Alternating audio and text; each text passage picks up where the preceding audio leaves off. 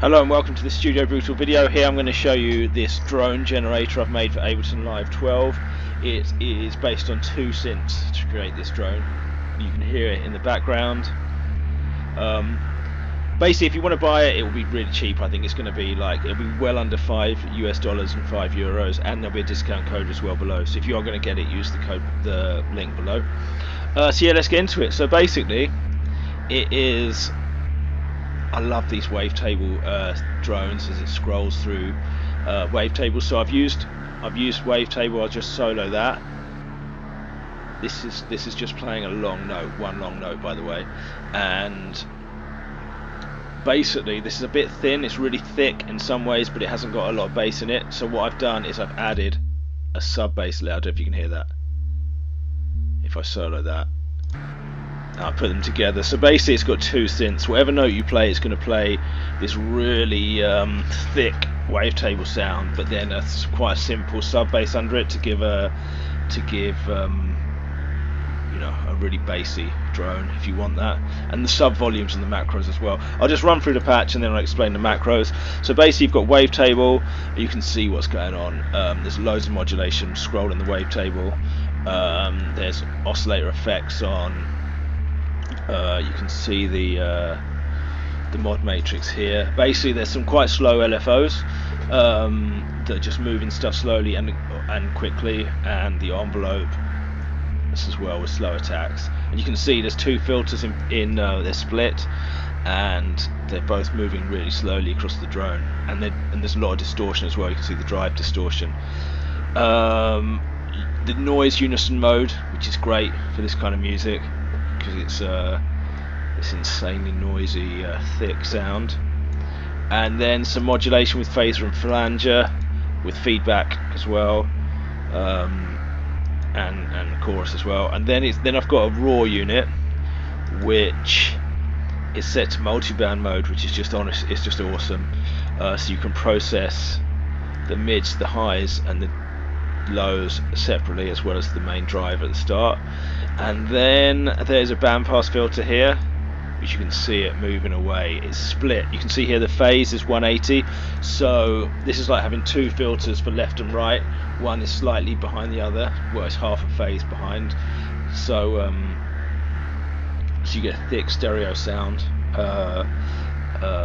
There's the LFOs are stereo, the LFO stereo. A bit of drive added as well, and then an echo to give it some more thickness and movement, and then a reverb, and then finally after the reverb some distortion, just to bring it all together and to bring out the distortion. The sub bass, these last 2, the auto filter and the drum bus, they affect the sub bass as well. So yeah, that is it. And the sub bass is literally just Ableton operator here, a couple of it's got 3 oscillators on. They're basically all of there's the root note, and then there's like 10 semitones up, cents up and down, so you get a thick detuned 3 oscillator sub bass, and it's filtered real low. So yeah, that's the patch. The macros, basically what you've got here is the sub bass volume. If you've got good headphones, you hear that. If you just that's really loud. If you've got a good system, then there's then the rest are mainly for Wavetable. Global mod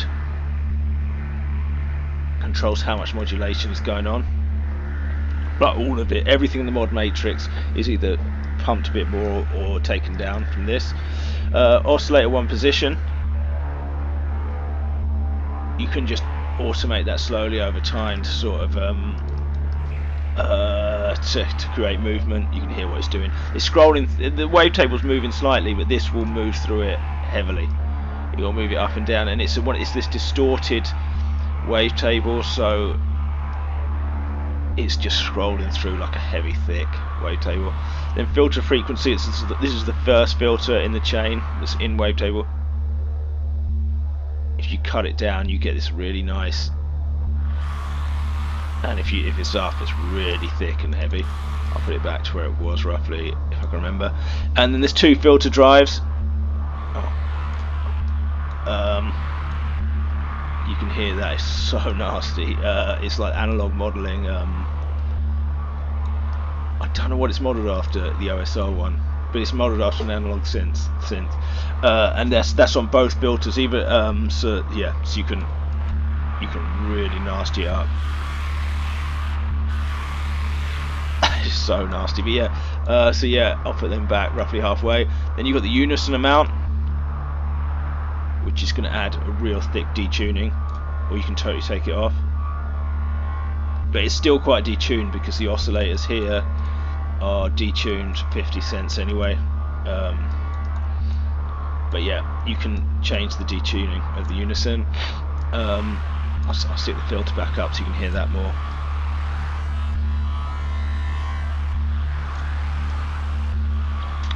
Then another drive, and I think that drive there is, oh yeah, that's the first drive of raw. That's raw. That's the input drive of raw. And then you've got the low, mid and high of raw, which I mentioned earlier, the multiband distortion, and that's going to add saturation to the different bands. Just to the bass, that one. And that's to the mid, you can hear it. And this is to the high end. It's quite nice, that. It's good to be able to split them in bands like that. And then there's the bandpass filter, which is that stereo filter that I mentioned with stereo LFOs. That is the mix. So if you turn it right up, you are just getting the wet signal.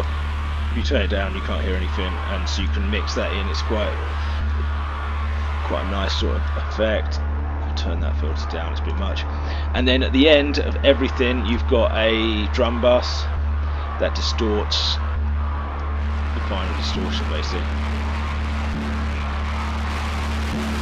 It can get too much, obviously, but they're just there to add a little bit of character. You can use both a little bit. You get quite a nice effect. So yeah, that's it. That's it. It's a really sort of thick, sort of standard wavetable scrolling sound, and yeah, I hope you can use it in techno and EBM and that kind of thing, or drum and bass. So yeah, yeah, the link will be down below with discount codes. If you get it, use that. And that's it from me. I hope you find this useful and hope you can use it in your music. Have a good day and good luck with your music making. Take care. Goodbye.